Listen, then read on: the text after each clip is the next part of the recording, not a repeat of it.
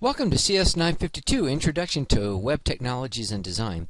Now, in this video, we're going to cover preparing images for publishing to a website.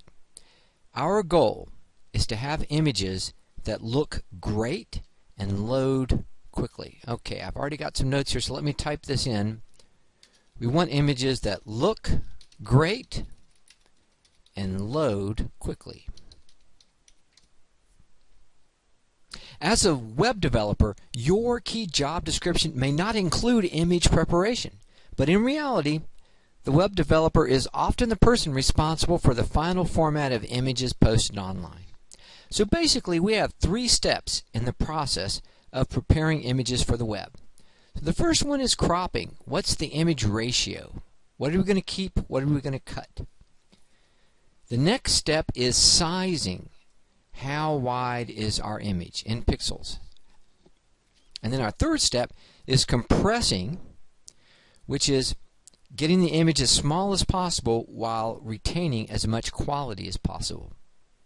Now we're going to start with images specifically for use as a hero image or in an image carousel. The hero image is a term used to refer to the primary image typically found at the top of a web page. This is the single large image that's used to communicate what this website is all about. And we want images that are at least 1,920 pixels in width or larger. Let's make a note of that. 1,920 pixels. Oops. Now we can start with images that are larger than necessary, then edit or trim these images. That's no problem. If we start with images that are smaller than what we need, and then try to enlarge them, the quality will suffer. Now our example website is all about pencils. I've got it playing here in the background. You can see images in the image carousel. So let's use Google to try and find some images appropriate for our website. So I'm going to go to Google and I'm going to type in colorful pencils, and then I'm going to click on images, which gives me the images, and I'm going to scroll down. Again, I'm looking for something I think is going to be exciting for my website and is also a good size. I like this image right away. Now notice as I place my cursor over the image, Google will indicate the size of the original source image, and in this case it's 3,840 pixels. It's twice as big as what we need, so I like that image. Now I'm going to right click on the image, and when I right click on it, I've got open link in a new tab. I'm going to choose to open the link in a new tab. Let's choose one more image to work with. This one looks good, and this one is 3,820 pixels. Again, I'm looking at the number provided by Google, and I'm going to right click with my mouse. I'm using a PC computer here, and I'm going to choose to open the link in a new tab. So let's go and see what these images look like. I'm going to click on my first tab, and we have two choices. We can either visit the page that has the image that we're looking at, or we can view the image. Now we want to choose view the image. This takes us directly to the image, which will let us do two things. We can save the image as we see it, and we can also copy the URL, or Uniform Resource Locator. That is the web address of the image. It's a long-term URL, but it's just basically where the image lives on the web. So this is our first image. Let's look at the second image. Again, I'm going to choose to view the image, and we've got it here. Great. So I'm going to save both of these images onto my flash drive before we do anything else. With my web browser open, I'm going to go to File and just choose Save Page.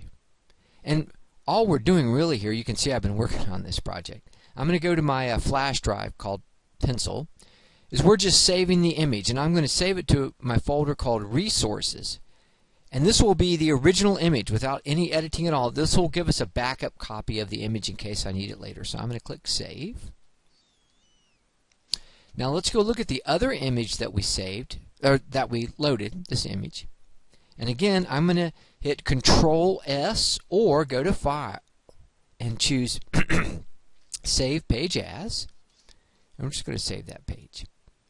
Great. Now, we've got the images saved to our flash drive in case we need them for later. Let's edit the images, and to edit the images, I'm going to copy the URL of the first image that we looked at. And I do that by clicking in the address bar. And it's a long address. I can't remember it all, so I'm going to click in the address bar. I'm going to right click and say copy. So I've got a copy of that URL. Now, before we start editing our images, we're going to do that with Pixlr. Let's talk a little bit about image ratios. And I've got a web page set up for us at cs952.org. That's the website that we're using for the class. And it's all about image ratios. So let's go to that page. So here it is. This is ratio.cs952.org. I'm going to type that in case you need that. Let's type it in up here. The web address is ratio.cs952, like the class you're taking, .org. Okay, so let's look at that image. Now this is a 1-to-1 image, or a square. Very solid format, the square. So what does a 4:3 image look like? You can see that we lose some of that vertical height. Okay, that's 4:3. Now 4:3 is very popular. It was the choice for computer monitors for ages and also for television screens. There's a lot of content in the 4:3 format. Now let's go to 3:2. Same image, 3:2. Now this is also very popular. The last generation of digital cameras started taking pictures in the 3:2 format. Now the last link that we have here, or the last standard link, is 16:9. Now 16:9 is very popular these days. This is the widescreen format used for many film and video productions. A lot of monitors are in this format. What's great about this format is you get a lot of vertical space underneath the image to add your content. And then finally, I added a 4:1 custom ratio. Let me close this message. A 4:1 custom ratio.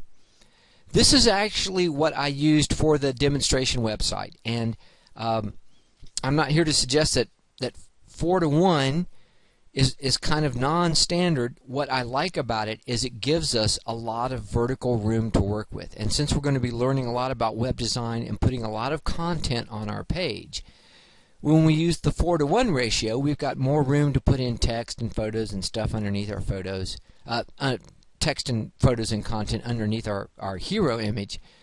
But I would say either go with the 4:1 custom ratio or the more commonly used 16:9 format. Okay, so our next step is to get started editing our images with Pixlr. It's a free online image editor, but I'm going to save that for our next video.